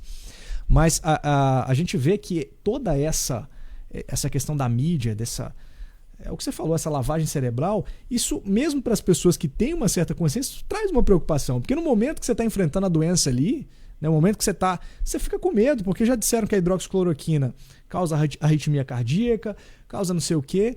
E a gente vê até médicos cardiologistas, arritmistas, eu cheguei a ver, dizendo que não tem nada disso, né? Que assim, são raros os casos, né? Enfim, eu tenho um conhecido meu lá, por exemplo, também, que teve a Covid também e tratou com hidroxicloroquina. Ele tinha problema de coração, mas o que o médico fez? Ele deu um anticoagulante. É claro que ninguém precisa se automedicar. Procure um médico, né, que é a favor do tratamento precoce, que vai ter uma prudência ali para te indicar um tratamento adequado para você. Né? A gente não está aqui falando para você usar remédio A ou B ou C ou D. Né? Isso é o médico que tem que definir. Agora, um médico que passa para você, diante de uma situação, de uma doença, que a gente sabe que é uma doença que gera complicações, é uma doença grave. Ela é grave para certos grupos de risco, né? E principalmente pessoas aí idosas, né? Pessoas que têm acima de comorbidade, 60 né? anos e pessoas que têm comorbidade. Então, assim, é isso. Desculpa me estender um pouco mais. Eu nunca tinha comentado sobre esse caso, né? Nem nas redes sociais e nem aqui. Mas eu acho que diante dessa gravidade, dessa situação que a gente está vendo, uma campanha, né, de grupos como Sleep Giants e outros, fazendo uma campanha. Talvez essas pessoas não tenham passado por uma situação, né, como essa. Né? De ver um ente querido, uma pessoa próxima, de você ter aquele risco até de perdê-los. Né? E graças a Deus, né, primeiro graças a Deus e depois graças aos médicos, né, que instruíram, que passaram todo esse tratamento precoce. Os meus avós estão bem de saúde. Meu avô ficou debilitado mesmo depois da alta, ficou bem fraco, tudo, mas hoje tá fortão, né? Teve no meu casamento, quase que não teve como ele estar, mas a minha avó, mas graças a Deus deu tudo certo. Que bom. E hoje eu tô aqui para contar essa história para vocês, né, caso alguém passe por esse problema, contraindo essa doença, né, não deixe de procurar um médico, né, que oriente aí com cautela um tratamento precoce, de fato, de acordo com a necessidade de cada um. Enfim. Perfeitamente. Vamos seguir? Vamos de pauta então. Dória decreta toque de recolher em São Paulo. A gente já tinha adiantado essa notícia aqui. Eu estou desconfiado que o Pedro veio embora para Brasília por causa disso. O Pedro está aqui com a gente já. Né? É a segunda vez. Eu acho que toda vez que o Dória ameaça decretar ali, ele já está vindo aqui para Brasília e já está conosco aqui o Pedro. Esperto, velho. O governador do estado de São Paulo, João Dória, do PSDB, informou durante coletiva de imprensa na tarde desta quarta-feira as novas regras de circulação durante um período determinado da pandemia do novo coronavírus, o Covid-19. O toque de recolher terá início a partir de sexta-feira, entre os horários das 11 da noite e 5 da manhã. A medida terá validade até 14 de março. O gestor paulista justificou a ordem com o recorde de internações do Covid-19. Aí então o Dória... na verdade, ele está decretando na palavra, né? É isso mesmo? O Dória sempre faz isso. Isso já é praxe já do Dória. Não tem decreto ainda. Olha a sacanagem do cara. Ele foi, anunciou, mas se você vai lá tenta entrar com um pedido para ver o decreto, não tem decreto nenhum. E não é a primeira vez que ele faz isso. Ele faz isso mesmo. Ele joga, né? Deixa eu jogar, vou testar aqui. Vamos ver se a rejeição vai ser muito grande e tal, né? Se for aceitável, né? Se ele achar que for aceitável, ele vai lá e mete o decreto mesmo assim. Só que o que acontece? Você impede que você... Isso é uma estratégia muito sacana, porque daí você impede, você faz a declaração pública e você impede de... como não tem o decreto, não tem o fato, né? Não existe como o cara entrar com mandado de segurança... Como um deputado da oposição, por exemplo, entrar com mandado de segurança, entrar com um pedido, né? Enfim. Não tem como você entrar com nenhum tipo de atitude contra isso. E aí, a hora que ele botar o decreto de fato, aí você consegue entrar. Mas entre esse ato aí, né? Você já confundiu a base, já bolou o meio de campo já. Então é muito sacanagem. É muita sacana esse Dória, velho. Não é pouco, não. Não é pouco, não. Só corrigindo, não me lembro aqui se eu disse arritmologista, viu? Eu falei, acho que é arritmista, né? Arritmista deve ser outra coisa, que mexe com ritmo. Né? Não, ritmista. Eu acho que eu disse arritmista. Mas é arritmologista, né? Só corrigindo. Eu botei Pode falar? Sim. Eu botei o vídeo do Douglas Garcia, né? O deputado, o PH. Eu não sei se dá pra mostrar por aí. pelo Twitter dele, que o vídeo tá muito legal, tá até bem humorado também, acho que dava pra gente mostrar aqui pro pessoal. Porque o que acontece? Ou seja, o Dória, ele faz de praxe já, ele já tem essa praxe de anuncia o decreto, faz todo o anúncio, já diz como é que vai ser, quando vai ser e tudo. Só que não tem, nem o rascunho do decreto existe ainda.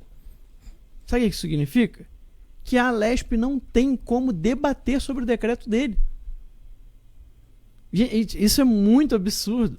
Os deputados, eles não conseguem nem sequer estudar o decreto, saber lá o que contém ali, quais são os pormenores, como que se pode impugnar alguma parte ali do decreto, que, né, por exemplo, aí fere claramente a liberdade de ir e vir, que é garantida pela Constituição. Ou seja, você não consegue fazer nada. Por quê? Porque ele provavelmente só vai lançar no dia mesmo, né? E aí já começa valendo e a Alesp vai ter que correr atrás para tentar fazer alguma coisa, né? Dá pra gente colocar aí? Será que o áudio sai? Fala pessoal, deputado Douglas Garcia aqui, estou chegando aqui agora na Assembleia de São Paulo.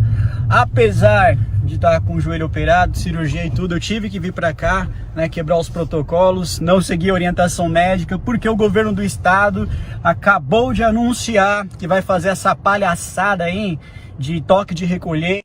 Decreta a restrição de circulação das pessoas das 23 horas, das 11 horas da noite até as 5 horas da manhã em todo. Eu irei travar todos os projetos do governo, seja nas comissões, seja no plenário da Assembleia Paulista. Eu irei trabalhar contra este decreto inútil que o governador trouxe e que nem sequer ainda foi publicado, Coronel Telhada. Eu liguei hoje no Palácio dos Bandeirantes, pedi para o jurídico do Palácio dos Bandeirantes passar sequer o esboço ou o número, alguma coisa nesse sentido. O governador acabou de anunciar que baixou um decreto relacionado à questão do toque de recolher, que vai passar a valer das 23 às 5 horas. Você está ciente a respeito desse decreto? Ele acabou de anunciar, não é? Ele anunciou. Nós aqui ainda não. Ainda não estão cientes. Exatamente o quê? Eu gostaria de saber, por exemplo, qual o número desse decreto, para eu poder já trabalhar em cima dele aqui na Assembleia. Né? Me responderam que não tem, que não existe, que não sabe sequer daquilo que eu estava falando. Então deixa eu ver se eu entendi bem. O governador, ele foi em rede nacional, anunciou um decreto novo para o estado de São Paulo e como passaria a funcionar a situação no estado de São Paulo, mas esse decreto ele ainda não existe nem de fato e nem de direito. Ele apenas anunciou que faria, mas a gente não tem nada a respeito desse decreto, só... Ainda não tem a publicação. Ou seja, mostra o despreparo desse governo, o despreparo de João Dória. João Dória, ele é um incompetente, porque ele fala na imprensa que está fazendo algo, que está trazendo um decreto, mas esse decreto não existe, não tem um projeto, não tem um esboço. Isso impede a Assembleia de São Paulo de trabalhar, se debruçar sobre o tema e a população de se preparar. Como é que a população vai se preparar sobre algo que não existe? São 645 municípios que estão sendo desrespeitados por parte do governador e que nós precisamos tomar uma posição. E além disso, senhor presidente, eu estou entrando com um projeto de decreto legislativo nessa casa, se contrapondo para assustar os efeitos deste decreto que traz esse toque de recolher, e estou ajuizando uma ação no Tribunal de Justiça para derrubar, e no Superior Tribunal de Justiça também, para derrubar este decreto do governador. Esse decreto é inconstitucional. O direito de ir e vir, ele é fundamental e precisa ser respeitado. As liberdades individuais do cidadão paulista precisam ser respeitadas. Estou entrando com este decreto legislativo aqui, vou trabalhar para que ele avance na Assembleia de São Paulo, vou travar todos os projetos do governador na Assembleia de São Paulo, vou entrar com uma ação judicial contra o governador do estado de São Paulo, mas os abusos cometidos por parte do PSDB, por parte do governador João Dória, que é um amante sim de regimes ditatoriais, como já provou ser, arrastando as pessoas nas ruas, tirando seu direito de ir e vir, impedindo as pessoas de trabalhar, amante do autoritarismo, do totalitarismo, bolsonarismo, amantes de tudo aquilo que não presta, nós não iremos aceitar os ataques do governador à população paulista. E é por isso que todas essas ações nós estamos tomando hoje, senhor presidente, e nós não vamos nos calar nos ataques deste governador, que mais uma vez eu provo aqui, é um incompetente, não está seguindo a ciência, não está seguindo a saúde, está seguindo interesses exclusivos próprios e de uma agenda nefasta de calar a população paulista e tirar de nós os nossos direitos fundamentais. Muito obrigado, senhor presidente.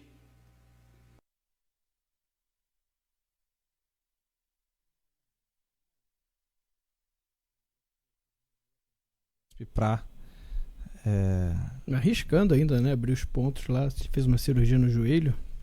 O médico não tinha liberado, não. Meu Pois Deus é. do céu. É. Não, o que você fala, né? É o Dória, gente. É o Dória, tá aí. Ditadória. Ditadória. O Ditadória. Imagina esse cara presidente do Brasil. Nossa. Imaginem esse cara presidente do Brasil. E olha, o deputado o Coronel Telhada pedirá o impeachment de Dória outra vez. Cidadão não aguenta mais, foi o que ele disse. O deputado se posicionou contra o toque de recolher decretado pelo governador João Dória nesta quarta-feira. Ao fazer o uso da tribuna da Assembleia Legislativa de São Paulo, a Lesp, o Coronel Telhada afirmou que os cidadãos já não aguentam mais as medidas autoritárias do governador. O deputado também criticou a falta de atitude do governo Dória em relação aos pancadões de funk que ocorrem em São Paulo. Abre aspas para ele. Algumas atitudes dele beiram o ridículo. O toque de recolher, é uma dessas atitudes. Vemos que isso é uma ação simplesmente para encher o saco da população. Queria pedir um favor ao governador, já que ele tomou essa atitude, que ele acabe então com os pancadões que ocorrem em todo o estado, fecha aspas aí para o Coronel Telhada, que está pedindo aí o impeachment, que pedirá, né, o impeachment do governador João Dória. Pois é, vamos ver, né? A gente está aí ainda na expectativa de quem vai ser o novo presidente da Lesp, né, Ítalo? Uhum. O mandato do Cauê Macris acabou, né? E estamos aí na expectativa aí para ver quem é que vai ser o sucessor. Cauê Macris, que, né, foi responsável aí por blindar o Dória, né? Foi, né, fez o serviço aí sujo de um chefe de um presidente legislativo, né? Que blinda o executivo contra todas as propostas de impeachment, né? Enfim.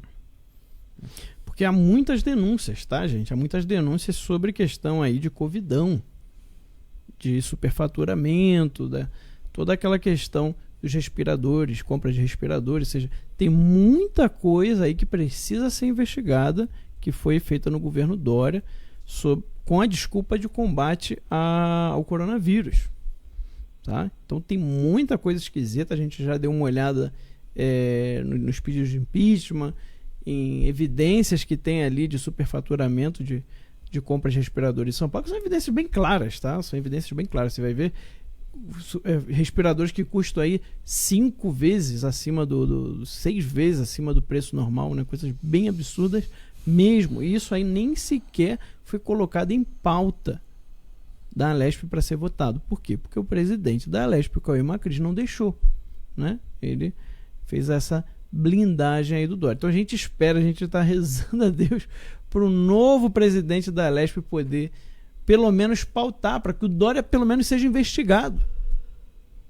Se ele cometeu algum crime ou não, não sei, mas que há coisas esquisitas ali, há evidências de um superfaturamento, há.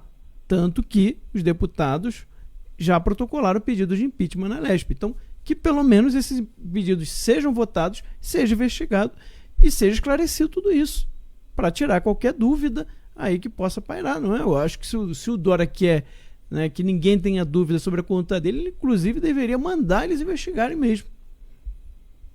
Se você tem certeza da sua inocência, você manda logo, não, então investiga aí, pode investigar, vocês vão ver que não tem nada demais. Então, que pelo menos o novo presidente da Alesp possa nos permitir saber o que de fato aconteceu e acontece no governo de São Paulo. Pois é. Muito bem. Vamos avançar aqui na pauta então. PM e PF prendem mais de 1 tonelada de maconha e levam 2 vagabundos em cana. Policiais militares do 3º Batalhão de Polícia Rodoviária do Estado de São Paulo e federais apreenderam mais de 1 tonelada de maconha na carroceria de um caminhão na rodovia Euclides da Cunha, em Cosmorama, São Paulo. A ação aconteceu na terça-feira e rendeu também a prisão de 2 traficantes de drogas. As equipes realizavam um patrulhamento de rotina na rodovia que faz divisa com o estado do Mato Grosso do Sul, quando avistaram o caminhão e decidiram abordá-lo. Durante vistoria na carroceria, os policiais encontraram cerca de 1 tonelada de maconha distribuída por 57 fardos. A droga estava escondida embaixo de madeiras. Os criminosos foram conduzidos à delegacia da Polícia Federal, onde permaneceram à disposição da Justiça. Tá aí, pronto, né? Parabéns aí à polícia pelo trabalho, né? Menos 2 na rua em circulação. Exato. E vamos para a pauta internacional. E não são suspeitos, tá? São vagabundos mesmo, tá, gente? Suspeito também é óbvio. Só Só que um adendo, né, sobre isso aí, que tem uma questão importante. Vocês vejam que fizeram a comissão da cannabis medicinal. Né? Era uma comissão que estava debatendo o plantio de maconha para ser usado em fins medicinais. Ou seja, você permitiu o plantio. Qualquer um poderia plantar maconha. Isso foi feito... Vocês lembram aqui, ano passado, nós lutamos muito contra isso. Né? Vieram aqui deputados, entramos com deputados ao vivo falando, comentando. O doutor Osmar Terra deu uma aula de como que essa história de plantar maconha para ter remédio, né, de cannabis é completamente absurdo, né, completamente sem sentido nenhum. Só que esse lobby da maconha está forte no mundo inteiro, tá? Eles não vão parar. Eles vão continuar insistindo, né? Aproveitando o tema, né? Aproveitando o tempo para a gente relembrar isso aqui. Eles vão continuar insistindo nessa liberalização do plantio e, obviamente, né, para fins medicinais, mas daqui a pouco para fins recreativos é um passo, né, para o uso da maconha. E aí, meus caros, a situação muda. Porque, por exemplo, países da América Latina em que foi permitido pela mesma via, plantio de maconha para fins medicinais e depois o recreativo, o que começou a acontecer? Começou a se utilizar o princípio ativo da maconha em outros produtos. Então você tinha bolo de maconha, doce de maconha, ou seja, você ia na mercearia, você ia comprar, né, no mercado e você tinha lá vários produtos com o princípio ativo da maconha adicionado neles. Se vocês têm noção a loucura que isso pode gerar no futuro? Por quê? Porque isso aí vai viciando as pessoas aos poucos. Tá? É um método mesmo de você ficar viciando a pessoa aos poucos. Sabe? A gente não está longe de um cenário desse. Sabe? Eu pensando sobre isso, eu fiquei pensando, Ítalo, assim, daqui a pouco a gente vai ter que semear, né? Plantar, colher, para poder comer uma comida que você tem certeza que não tem nada de errado nela. Daqui a pouco a gente vai ter que fazer isso. Não tenha dúvida. Se já não estamos nesse ponto já, né? Porque você já não vai ter mais certeza de se o que eu estou comendo tem ali alguma coisa adicionada, né? Não sei o que vai acontecer. Então a gente precisa muito lutar contra a liberação da maconha. E existe aí um fator simples, muito simples de você demonstrar para qualquer pessoa que liberar maconha não dá certo. Mostra o que aconteceu nos países e nos estados americanos em que a maconha foi liberada. Mostra o que aconteceu lá. A quantidade de tráfico de drogas que aumentou absurdamente nesses países, né? Vejam, eu sempre falo isso aqui, mas é importante vocês saberem dos dados de Oregon, estado americano que liberou a maconha já tem tempo. Eles acabaram de votar agora, nessa eleição do Trump e do Biden, tinham outras coisas sendo votadas em cada estado. E no estado de Oregon foi votado, tá, a legalização, né, ou a não punição da posse de heroína, cocaína e LSD. Começou como? Com liberação da maconha. Agora a posse de cocaína, heroína e LSD não é punida mais em Oregon. Em Oregon é o lugar onde o governo distribui à noite seringas.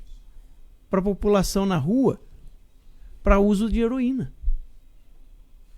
Você tem 10% da população de Oregon viciada em alguma substância. Você tem um condado de Oregon que está pedindo, pelo amor de Deus, me tira daqui, que quer ir para o estado de Idaho. Porque está virando a Zumbilândia lá. Então, o que acontece quando você começa a permitir esse tipo de coisa, esse tipo de substância, abertamente? Né? Você tem um problema social seríssimo de uma população inteira dependente de uma substância que não consegue mais nem trabalhar direito.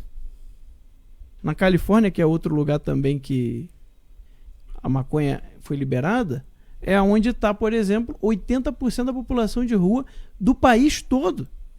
80% da população de rua dos Estados Unidos está na Califórnia. Ou seja, vocês veem o que acontece com os lugares, o tipo de degradação do ser humano que acontece em lugares que as drogas são permitidas. E se você voltar na história, você ainda vai ver mais ainda a Índia, a China, onde tiveram ali a venda e o consumo de ópio, né, permitido, que a Inglaterra lucrou muito. Tá? Uma grande mácula na história da Inglaterra, por sinal, né, ter alimentado esse tipo de coisa. Acabou com a população. Acabou com a população inteira de um país viciada naquela substância. Né? Tanto que o Marx usa o ópio, né, como uma comparação de algo ruim. É irônico isso, Neito. Pois é. Ele usa o ópio como figura de linguagem para falar da alienação do povo. Quando ele fala assim que a religião é o ópio do povo, ele tá criticando, não é um elogio, não. Pois é. Hoje ainda tem o perigo de alguém achar que isso é um elogio. Pois é. É verdade. Eu não tinha pensado nisso. Então, não custa lembrar, né? Perfeito. Vamos lá. Estados Unidos pede para voltar ao Conselho de Direitos Humanos da ONU. A notícia foi dada pelo secretário de Estado dos Estados Unidos, Antony Blinken. A decisão revoga uma medida do governo do ex-presidente Donald Trump em 2018. Em um comunicado ao Conselho, Blinken disse que os Estados Unidos buscariam a eleição para uma cadeira no principal órgão de direitos humanos da ONU para o mandato de 2022-2024. Pedimos humildemente que todos os Estados membros das Nações Unidas apoiem o nosso desejo de voltar a ocupar um lugar nessa instituição, pediu Blinken ao fazer o anúncio. No entanto, o secretário ainda declarou que o órgão precisa de reformas, incluindo no seu foco desproporcional em Israel, o que foi um dos motivos da saída do país do Conselho feita pela administração Trump. Israel tem sido o único país cujo histórico de direitos é examinado em todas as reuniões trienais do Conselho. Para completar suas críticas, mas sem citar nomes, o secretário de Biden defendeu que países com históricos de violações dos direitos humanos não deveriam ser membros do Conselho. Entre os 47 países membros do Conselho estão a China, Cuba, Eritreia, Rússia e Venezuela. Em 2018, a então embaixadora dos Estados Unidos na ONU, Nikki Haley, acusou o Conselho de atuar como um protetor dos abusos dos direitos humanos e uma fossa de preconceito político. Nada que a gente não estava já esperando já, né? Isso já é algo que a gente já previa já que fosse acontecer. É o retorno dos Estados Unidos ao financiamento da OMS, o retorno dos Estados Unidos ao Conselho de Segurança da ONU, né? O retorno do financiamento dos Estados Unidos para a Planned Parenthood, né? Veja bem, é ruim, mas... Né? Abortista, né? A organização abortista Planned Parenthood. Então, assim, isso a gente já esperava já que fosse acontecer. Já esperava com certeza que isso fosse acontecer, né? Então, acho que não vejo grandes surpresas em relação a isso, né? Agora, não deixa de ser gozado, né? O sujeito falar uma coisa dessa ao lado de China, Cuba, Eritreia, Rússia, Venezuela, né? E companhia limitada. Não deixa de ser, no mínimo, curioso. 5 nações aí que citadas, né, elas são frequentemente denunciadas por violação dos direitos de seus cidadãos, né? E eles estão no Conselho lá de Direitos Humanos da ONU. Então, ou seja, é uma fachada. É uma ficção isso aí. É um teatro. É isso que é o Conselho de Direitos Humanos da ONU. Enquanto você não pode aceitar que a China esteja no Conselho de Direitos Humanos de qualquer coisa. Porque é o mesmo país que escraviza a sua própria população, o mesmo país que pegou lá os uigur, né, que é um grupo muçulmano, né, ali no território chinês, e colocou em campos de concentração, que eles chamam de campos de reeducação, né, sofrendo tortura, sofrendo todo tipo de coisa. Esse mesmo país não pode estar no Conselho de Direitos Humanos. Não faz sentido. Não faz sentido. Ou seja, esse Conselho dos Direitos Humanos da ONU é um teatro. Vale lembrar que em 2019 a Venezuela foi eleita para o Conselho dos Direitos Humanos da ONU. Pois é. 2019, hein? No meio da coisa já pegando fogo lá. Exatamente. 2019, vale lembrar, foi 3 anos depois de Oscar Pérez. 3 anos? Foram 3 anos? 3 ou 4 anos agora? Agora não me lembro. Mas anos depois de Oscar Pérez, né? Tá. Pessoal, a gente tem um recado muito importante para você, né? Já falamos aqui, mas certamente muita gente talvez tenha chegado depois. Nós fechamos o carrinho para organizar a casa, né? Você que está perguntando por que o Terça Livre Juntos não está sendo oferecido, por que vocês não estão falando, cadê a meta? Né? Nós não tínhamos uma meta mínima de 9 mil assinantes, nós temos essa meta mínima ainda de 9 mil assinantes. No entanto, nós precisamos fechar o carrinho, né? Suspender as vendas aí do Terça Livre Juntos, devido ao processo de cancelamento que estamos sofrendo. Nós tivemos aí todo o nosso trabalho aqui desestruturado e não tem sido fácil. Então a gente quer explicar para você o porquê desse fechamento. Você que nos acompanha já sabe, né? Nos últimos dias nós fizemos essa operação de guerra para tentar bater essa meta de 9 mil assinantes e tínhamos certeza temos certeza, né, que nós iremos bater essa meta, não desistimos. No entanto, nós temos a consciência de que nós não podemos seguir a nossa campanha sem resolver os problemas, as pendências de todos aqueles que assinaram o Terça Livre Juntos e por algum motivo não conseguiram acessar o produto ou tiveram problemas com o processo de cobrança.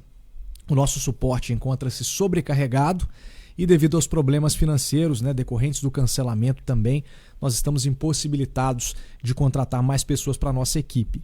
Bom, o Terça Livre só se tornou grande graças a você, assinante, né, que é quem financia o nosso trabalho, que é quem faz o Terça Livre grande, e é por esta razão, né, que nós temos a responsabilidade, o compromisso de resolver primeiro todas as pendências antes de atingirmos a nossa meta e voltarmos a abrir o carrinho para o Terça Livre Juntos. No entanto, toda essa pausa para resolver os problemas e organizar a casa tem um impacto gigantesco em nossas finanças, no nosso trabalho. São dezenas de profissionais envolvidos, não só na produção dos boletins ao vivo, como também no portal. As contas não param de chegar e nós precisamos de você do nosso lado para que o desejo dos nossos inimigos não aconteça, o nosso fim, né? Você já sabe, nós somos cancelados pelas plataformas de pagamento, tivemos os nossos canais excluídos do YouTube. Cada dia mais eles tentam nos censurar de todas as formas e calar a voz conservadora, né, que chega até você, levando a informação com compromisso com a verdade, né, trazendo aqui as análises de fato de todas as situações que estão acontecendo no Brasil. Enquanto nós arrumamos a nossa casa, né, enquanto a gente cumpre, né, com cada assinante que fez aí a assinatura do Terça Livre Juntos, né, nós estamos deixando aqui a opção para que você contribua com o Terça Livre via Pix. Então nós pedimos aqui, ó, você que está nos assistindo, tá aqui o QR Code, né, com o Pix do Terça Livre para você fazer o Pix. Você que deseja colaborar com o nosso trabalho, você que acredita no nosso trabalho, você que sabe da nossa seriedade, né? Nós estamos aqui mostrando para você exatamente, não é para fazer teatro ou para fazer, como é que eu vou dizer? Para fazer média aqui com ninguém, né? A gente, de fato, para quem acompanha o Terça Livre sabe, nós temos um compromisso com você assinante, independente do que aconteça com o Terça Livre, nós não podemos, né, deixar que isso vire uma bola de neve, um problema aqui, nós identificamos o problema e aí nós estamos resolvendo aqui no nosso suporte, né, com cada um. Então é por isso que a gente está parando essa campanha, né? Mesmo que tenhamos aí problemas, né? Mas para resolver o seu problema. E é por isso que a gente pede a sua colaboração nesse momento. Você que pode, faça aí a sua colaboração via Pix ou então no pix@tercalivre.com.br. Basta escolher a opção lá no Pix de e-mail, né? Para fazer a transferência do Pix, pix@tercalivre.com.br. Você que ainda tem interesse em assinar o Terça Livre Juntos e levar todos os produtos do Terça Livre pelo preço de um só, deixe o seu e-mail para entrar em uma fila de espera no nosso site, né? Lá no tercalivrejuntos.com.br e fazer a sua assinatura assim que nós resolvermos todas as pendências, os problemas e retornarmos aí, né, com as vendas, com as assinaturas do Terça Livre Juntos. Nós não desistimos de bater a nossa meta de 9 mil assinantes, nós vamos bater com a sua ajuda, se Deus quiser, né? Vamos voltar em breve aí, mas enquanto a gente arruma a casa, a gente conta com a sua colaboração e você que tem interesse no Terça Livre Juntos, deixa lá seu e-mail, né? A gente garante aí o mesmo preço que a gente estava anunciando, 390 à vista ou 12 de R$ 39,90. Então nós vamos voltar com tudo aí e eu tenho certeza que nós vamos ultrapassar essa meta. Tem muita novidade boa esse ano aí, né, para chegar. Quem viu os nossos stories, quem ainda não entrou, vai lá no Instagram. O Anderson tem um recado para vocês lá. Né? Quem viu os nossos stories já está sabendo da novidade que nós vamos ter aí nos próximos dias. Então, assim, mesmo em meio a essas dificuldades todas aí, né, o Terça Livre está aqui de pé na batalha e nós vamos vencer isso com a sua ajuda, tá certo, pessoal? Isso aí. Perfeitamente, então. Isso aí, 10 horas em ponto, né? Tá na hora de encerrar. Nós agradecemos aí a sua participação, a sua audiência pelo Twitch TV, pelo Facebook, pelo Instagram. E nós voltamos amanhã às 10 da manhã aqui no Boletim da Manhã. Fiquem com Deus, uma ótima noite para você.